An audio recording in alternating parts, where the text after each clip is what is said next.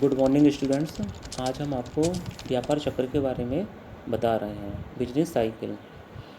व्यापार चक्र से हमारा तात्पर्य होता है कि उत्पादन, आय, रोजगार और कीमतों में अल्पकालीन उतार चढ़ावों या उच्चावचों से जो उसमें फ्लक्चुएशंस होते हैं। तो व्यापार चक्र में एक समृद्धि काल होता है जिसे पीरियड ऑफ प्रॉस्पेरिटी कहा जाता है, और दूसरा मंदी का काल जिसे पीरियड ऑफ डिप्रेशन कहा जाता है। तो इसमें कभी समृद्धि का काल आता है और कभी मंदी का काल आता है।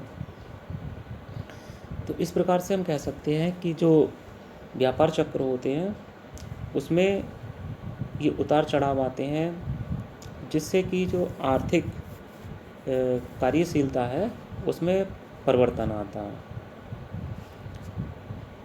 कभी इसमें विस्तार होता है और कभी सुस्ती आती है, जिसकी वजह से बाज़ार में गिरावट आ जाएगी, मंदी की अवस्था आ जाएगी।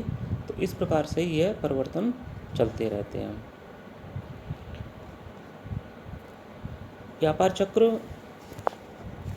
का संबंध व्यावसायिक जगत से होता है, और इसमें G.M. कीन्स थे, उन्होंने अपनी पुस्तक ए ट्रेटाइज ऑफ ऑन मनी में इसकी व्याख्या की है, जिसमें उन्होंने बताया है कि व्यापार चक्र उत्तम व्यापार अवधि जिसमें मूल्यों में वृद्धि और बेरोजगारी के आकार में गिरावट होती है, तथा खराब व्यापार अवधि जिसमें कीमतों में गिरावट तथा बेरोजगारी के आकार में वृद्धि होती है का जोड़ होता है। तो यह विचार G.M. कीन्स के थे।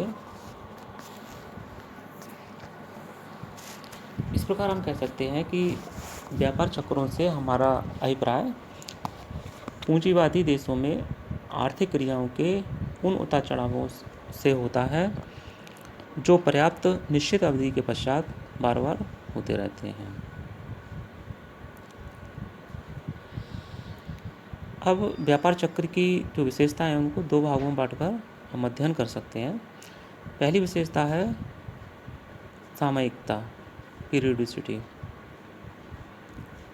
तो इसमें ये विशेषता होती है कि इसमें जो उतार चढ़ाव होता है या विस्तार और संकुचन होता है,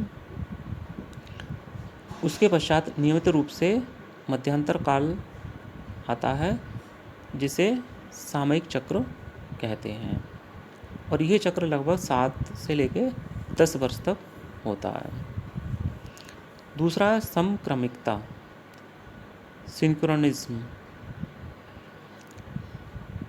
व्यापार चक्र का स्वरूप समक्रमिक होता है, अर्थात उस देश में उस समय की सभी फर्मों पर एक जैसा कार्य होता है। यदि प्रॉस्पेरिटी का टाइम है तो सभी फर्में प्रॉस्पेरिटी में होंगी, और मंदी काल की अवस्था है तो सभी मंदी की अवस्था में होती हैं।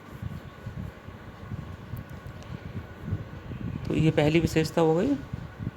अब इसमें इसकी गौड़ विशेषताएं यानी कि सेकेंडरी कैरेक्टरिस्टिक्स आती हैं, जिसमें हम देखेंगे कि कृषि के अतिरिक्त शेष उत्पादन और कीमतें एक ही दिशा में गतिमान पाई जाती हैं, और उपभोग वस्तुओं तथा अन्य स्थायी वस्तुओं की अपेक्षा जो पूंजीगत वस्तुएं हैं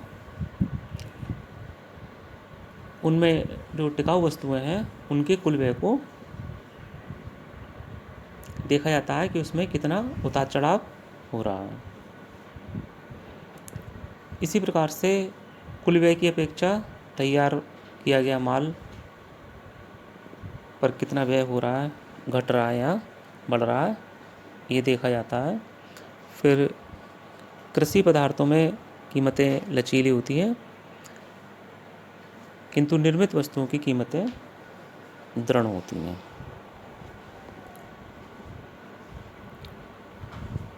तो और जो लाभ से प्राप्त आय होती है वो अन्य स्रोतों से प्राप्त आय की अपेक्षा अधिक घटती बढ़ती रहती है।